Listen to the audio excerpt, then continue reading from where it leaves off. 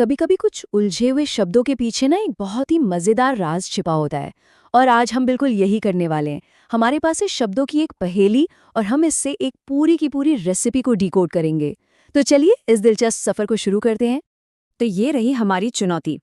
बस कुछ शब्द इधर उधर बिखरे हुए, कोई तरतीब नहीं, कोई साफ साफ इंस्ट्रक्शन नहीं। सच कहूं तो ये एक रेसिपी से ज्यादा एक पहेली लग रही है ना? आइए देखते हैं कि हम इसे सुलझाते कैसे हैं। तो सबसे बड़ा सवाल यही है, इन बिखरे हुए शब्दों के पीछे आखिर कौन सा लजीज पकवान छिपा है।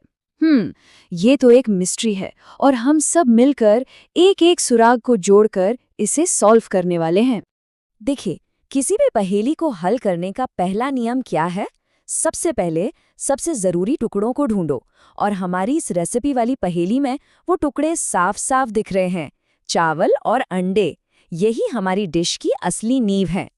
चलिए अब इन मेन इंग्रेडिएंट्स को जरा पास से देखते हैं। एक तरफ हमारे पास है 1 ग्लास चावल, जिसके लिए 2 ग्लास पानी बताया गया है, और दूसरी तरफ है 4 अंडे। और हाँ, एक चीज और, दोनों में नमक का जिक्र है। तो ये हैं हमारे पकवान के 2 मेन पिलर्स। तो जब हमारे मेन हीरो यानी मुख्य सामग्रियां हमें मिल गई हैं, तो अब हम सबसे साफ साफ दिए गए निर्देशों को फॉलो कर सकते हैं। ये बिल्कुल पजल के टुकड़ों को जोड़ने जैसा है, एक एक करके। तो सबसे पहले बारी आती है चावल की। इंस्ट्रक्शन एकदम सीधे हैं।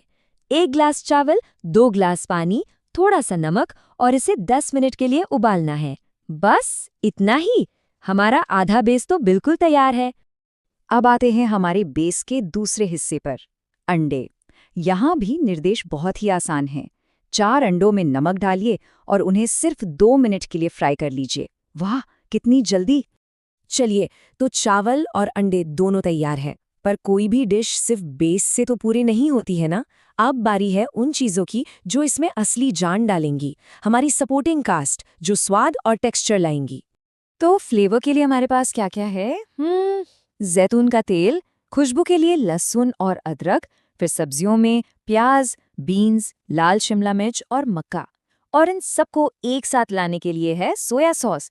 ये कॉम्बिनेशन ही इस डिश को खास बनाएगा। और इन सभी स्वाद बढ़ाने वाली चीज़ों के लिए हमारे पास एक बिल्कुल साफ निर्देश है। इन सबको एक साथ 5 मिनट के लिए भूनना है।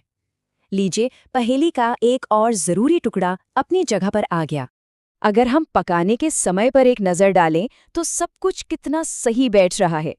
चावल को सबसे ज़्यादा 10 मिनट लगते हैं, सब्जियों को 5 मिनट और अंडों को सिर्फ 2 मिनट। इससे हमें पूरी प्रक्रिया की एक क्लियर टाइमलाइन मिल जाती है। तो पहेली के सारे टुकड़े अब हमारे सामने हैं। हमने बेस तैयार कर लिया है, स्वाद बढ़ाने वाली चीज़ें भी पक चुकी हैं।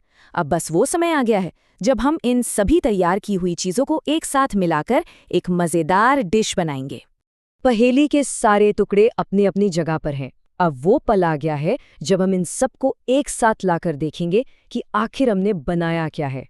तो सोचिए, जब हम इन सब चीज़ों को एक साथ मिलाते हैं, पके हुए चावल, तले हुए अंडे और वो सारी भुनी हुई सब्जियां जैसे लहसुन, प्याज और शिमला मिर्च, और ऊपर से सोया सॉस, तो हमें क्या मिलता है?